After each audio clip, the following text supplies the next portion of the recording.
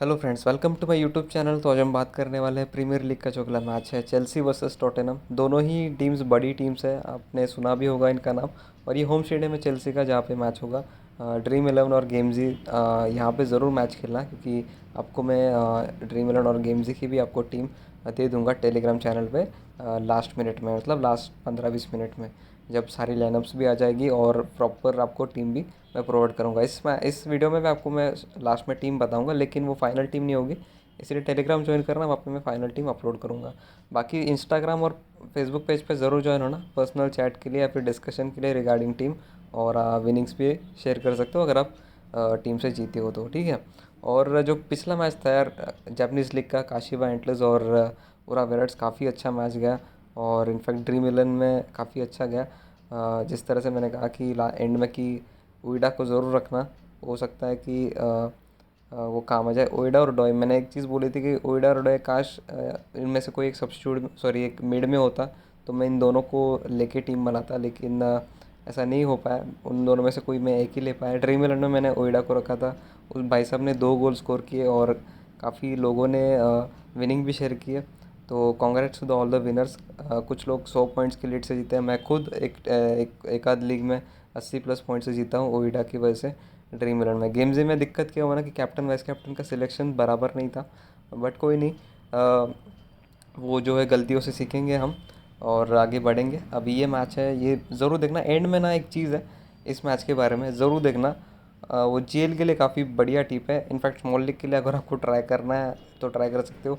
अगर आपने वो टिप फॉलो किया ना, हो सकता है जीएल में आपकी रैंक लास्ट आ जाए, या फिर जीएल में आपकी रैंक अच्छी खासी भी आ सकती है। तो वो एक बढ़िया टिप है, वो अगर आप फॉलो करते हो तो देखते हैं क्या होता है। बट उस टिप का वही फ़ायदा है कि आप, अगर आपने उस टिप टिप के मतलब जो मैंने आपको पॉइंट दिया, उस पॉइंट से अगर आपने टीम बनाई, तो ये सोच के ये सोच के रखना कि भाई वो उसका लॉस हो गया, मतलब वो पैसे गए।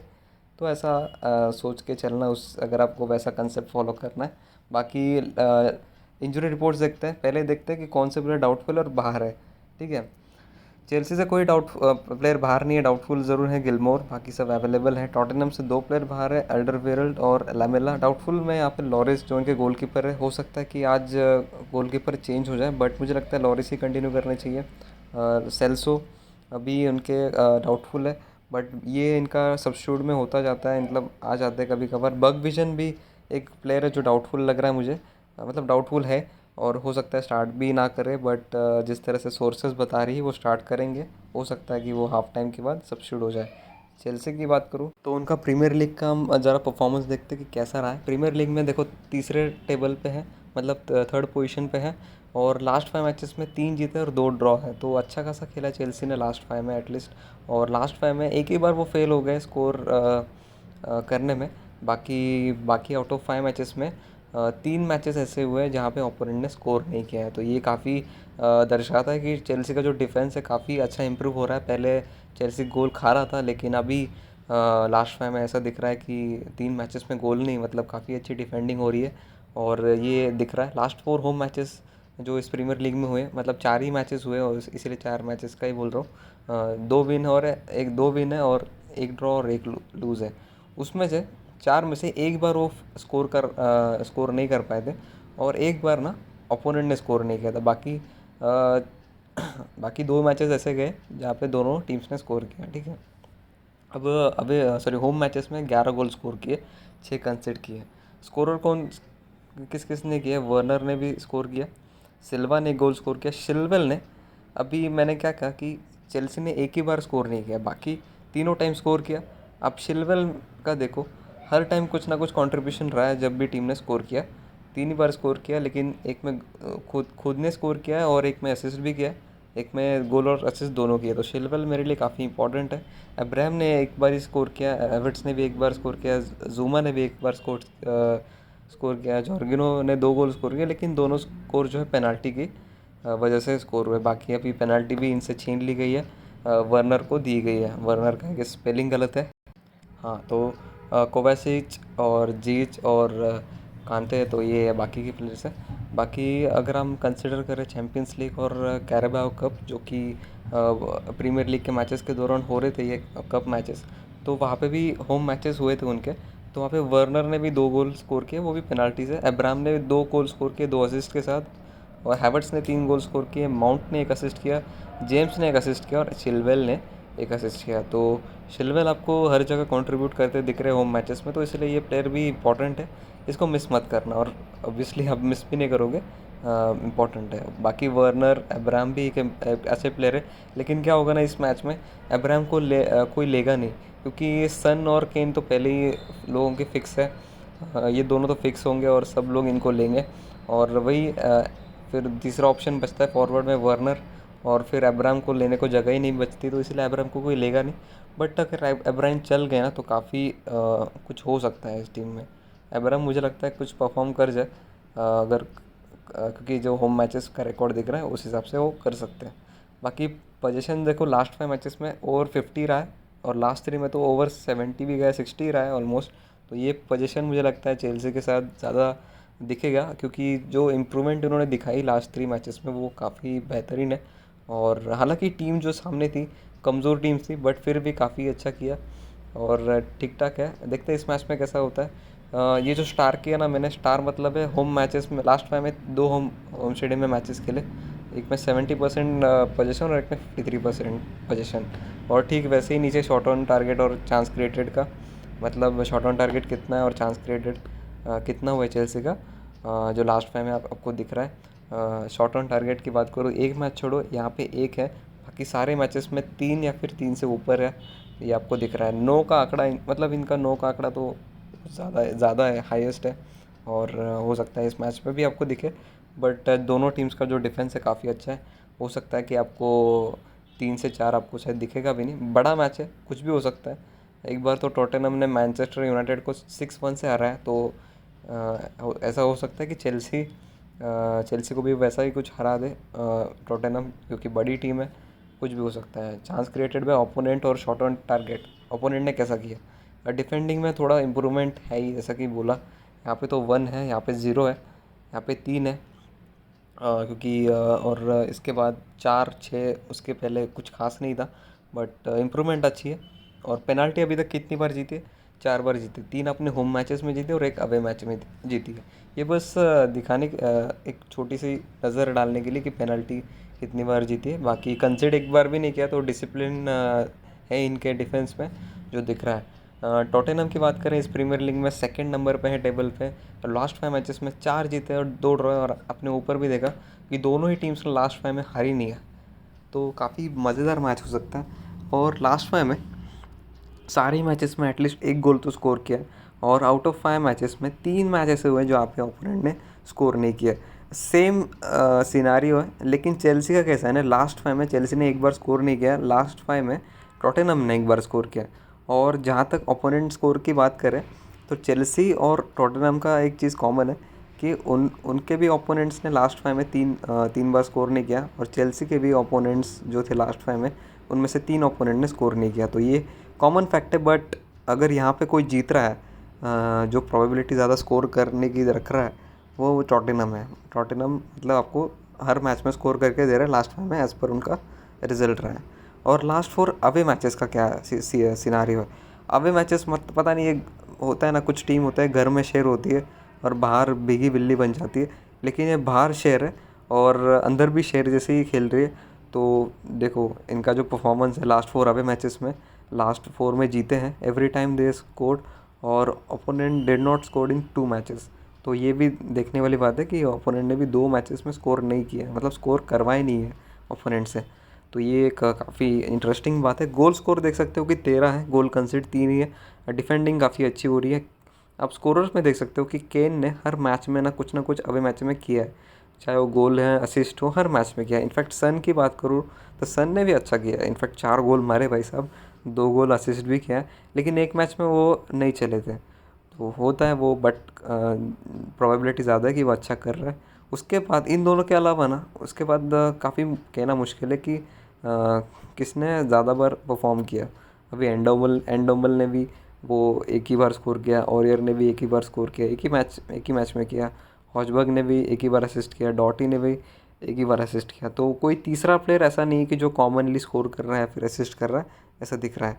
अगर हम कंसिडर कर रहे हैं अवे मैचेस की, जो यूरोपा लीग में हुआ खेले थे इन्होंने, तो वहाँ पे भी केन का आपको दिखेगा नाम, और इनफैक्ट सन का भी दिख रहा है, और एंडोम्बल आपको शायद यहाँ पे दिख रहा है। एंडोम्बल ने यहाँ पे अवे मैचेस में स्कोर किया है यूरोपा लीग में, जब भी इनको चांस मिला था उस 2-3 मैचेस में एक बार उन्होंने स्कोर किया।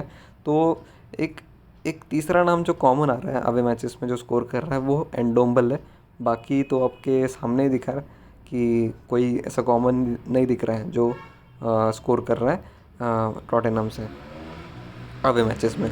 तो पोजीशन देखो लास्ट 5 मैचेस में कुछ ज़्यादा बढ़िया भी नहीं है जो चेल्सी का था, बट ठीक ठाक है। एक मैच में तो 34 था, बट हो अवे मैचेस में देख सकते हो कि ओवर 55 रहा है, तो ये काफ़ी पॉजिटिव है टॉटेनहम का कि अवे मैचेस में काफ़ी अच्छा परफॉर्म कर रही है, जैसा कि मैंने ऊपर भी आपको बताया। शॉट ऑन टारगेट और chance created by Tottenham in last 5 matches, अभी ओपोनेंट का और टॉटेनहम का दोनों का देखेंगे। देखो यहाँ पे 2 मारे शॉट ऑन टारगेट, उसके बाद 5, उसके बाद 3, वापस से 3 और 6, और सो जब से मतलब सबसे कम जो रहा है 2 रहा है, बाकी 3 और 6, 5, मतलब 3 तो एटलीस्ट मुझे दिख सकते हैं, मतलब दिख रहा है कि शायद टॉटेनहम 3 तो एटलीस्ट शॉट ऑन टारगेट कर जाए। वो दिख रहा है। वैसे उनका लास्ट 5 मैचेस काफ़ी अच्छा गया। और ओपोनेंट ने कैसा किया, ओपोनेंट ने भी ठीक ठाक खेला है इनफैक्ट, मैं तो कहूँगा, क्योंकि चांस क्रिएट देखो ना कितना हो रहा है, मतलब यहाँ पे 9-19, ओपोनेंट कितना चांस क्रिएट कर रहा है, 7-9-9, मतलब 9 का आंकड़ा यहाँ पे ज़्यादा चल रहा है ओपोनेंट से। तो अब देख सकते हो शॉट ऑन टारगेट भी ऐसा नहीं कि हर मैच जैसे कि चेल्सी का देखा कि उनका एक मैच में 0 रहा, लेकिन इनका शॉट ऑन टारगेट ओपोनेंट ने एटलीस्ट 2 तो मारा है। तो ये दर्शाता है कि जो डिफेंस में ना अभी यहाँ पे थोड़ा बेटर कर रहा है चेल्सी और टॉटेनहम से, जिस तरह से शॉट ऑन टारगेट और चांस क्रिएट बाय ओपोनेंट ने किया यहाँ पे अगेंस्ट टॉटेनहम। पेनल्टी कितनी बार जीती है, 2 बार जीती है, एक होम में जीती है और एक अवे में जीती है, और फिर पेनल्टी कंसिड 2 बार की है, एक होम में की है और एक अवे मैचेस में की है। पॉसिबल लाइनअप क्या हो सकती है, नॉट 100% श्योर, पहले ही बोल रहा हूँ, ये कुछ सोर्सेज से मैंने पता किया है कि वो होते हैं ना लोग कि ये लाइनअप हो सकती है, ये लाइनअप हो सकती है, वहाँ के जो बड़े बड़े लोग हैं टॉटेनहम और चेल्सी वो बताते। तो वो उन्होंने क्या बताया कि लाइनअप क्या हो सकती है, तो मेंडी, शिलवेल, जोमा, सिल्वा, जेम्स, माउंट, कैंट और कोवासिक और जॉर्गिनो, इन दोनों में से क्योंकि 2 मैचेस जो पिछले प्रीमियर लीग के हुए थे जॉर्गिनो को स्टार्ट नहीं मिला था, तो इसीलिए अगर टीम कंटिन्यू करना चाहेगी तो कोवासिक के साथ ही कंटिन्यू करेगी। फिर उसके बाद जाइच, फिर अब्राहम और वर्नर, तो ये स्टार्ट हो सकती है, पॉसिबल लाइनअप हो सकती है चेल्सी की। टॉटेनहम की लॉरिस, ओरियर, सैंचेज, डायर, रेगुलेन, एल्डर विरल नहीं है, तो इसीलिए ऑरियर मुझे लगता है स्टार्ट करने चाहिए। आपने ऊपर देखा होगा इंजरी हुई है उनकी। सिसोको, हॉजबर्ग, बग विजन जैसा कि कहा कि डाउटफुल है, अगर स्टार्ट भी करेंगे तो शायद हो सकता है कि हाफ टाइम के बाद चले जाए। एंड डोम्बल ऑलमोस्ट स्टार्ट कर ही रहे हैं हर मैच में।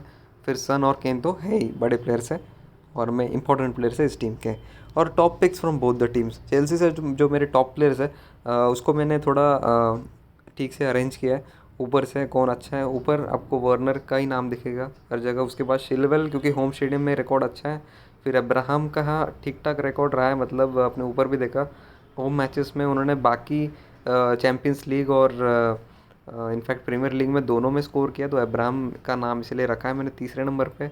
माउंट का स्कोर तो नहीं है, बट माउंट का जो कंट्रीब्यूशन रहा है, पासेस का बोलो, चांस क्रिएटेड का बोलो, फिर असिस्ट भी उन्होंने किया भी है, तो वो उनका ठीक ठाक सा कंट्रीब्यूशन रहा है, और इसीलिए ये आपको ड्रीम 11 के लिए हेल्प भी करेगा।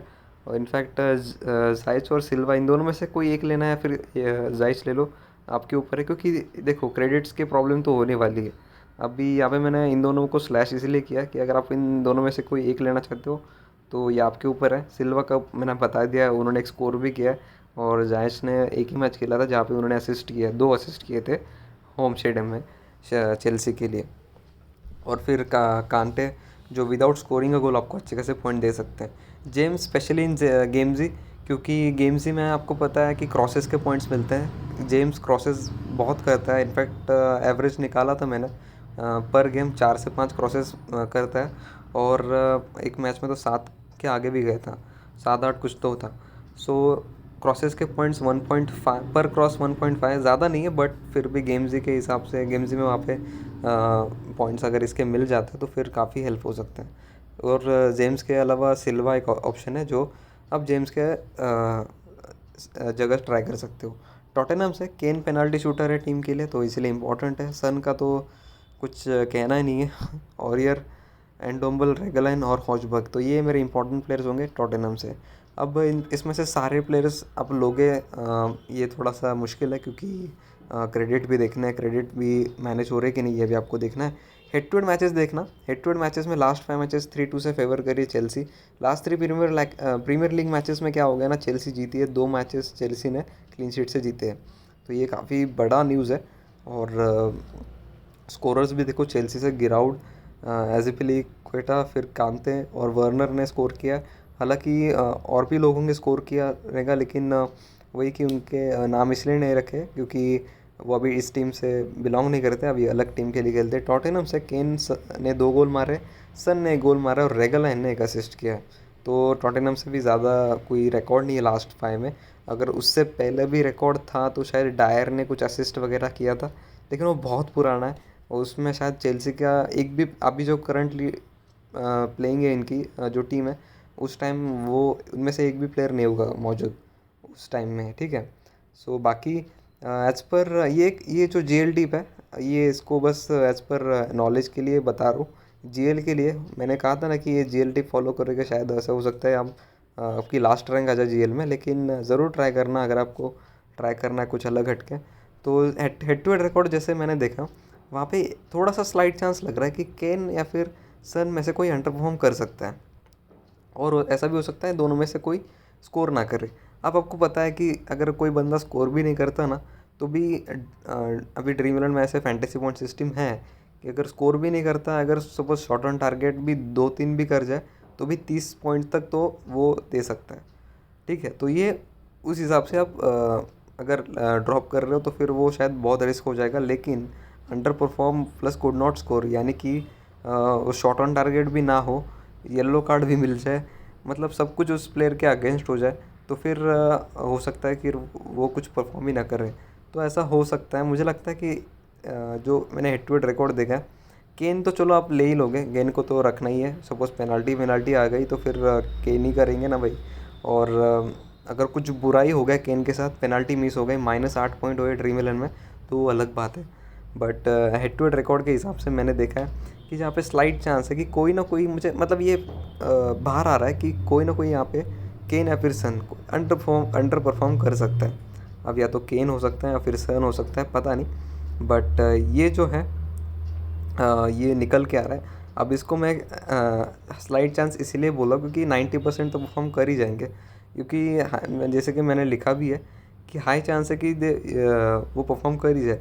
लेकिन क्योंकि करंट परफॉर्मेंस अच्छा है, अभी देखते हैं क्या होता है। बट ये सिर्फ रिस्क जेल के लिए ट्राई करना, अगर आपको एसएल में ट्राई करना है तो ये आपकी चॉइस है, क्योंकि आपका पैसा है। अगर आपको अगर एक लीग आप ऐसी ज्वाइन कर रहे हो, ऐसी टीम से जहाँ पे सन को आप निकाल रहे हो, और ये सोच के ज्वाइन करना कि वो हार ही जाओगे लीग, ये समझ के ज्वाइन करना, ठीक है। अगर आपको खोने का डर नहीं है तो आप ज्वाइन कर सकते हो।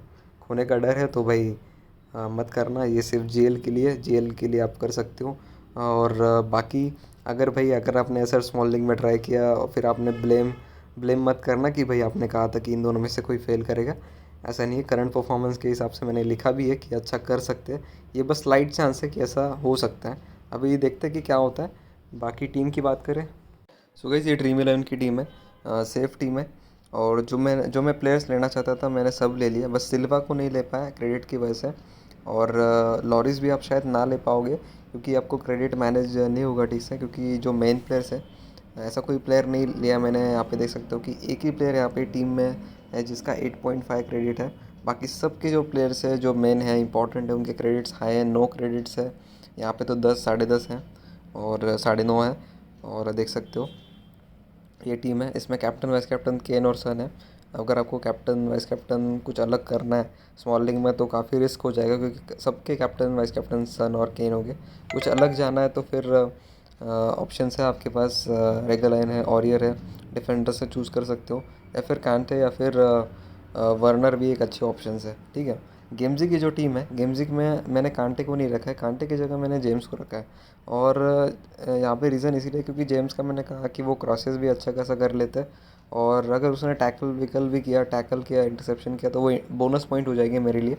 और बट कांटे आई थिंक मुझे लगता है कि आप ले सकते हो जायज की जगह।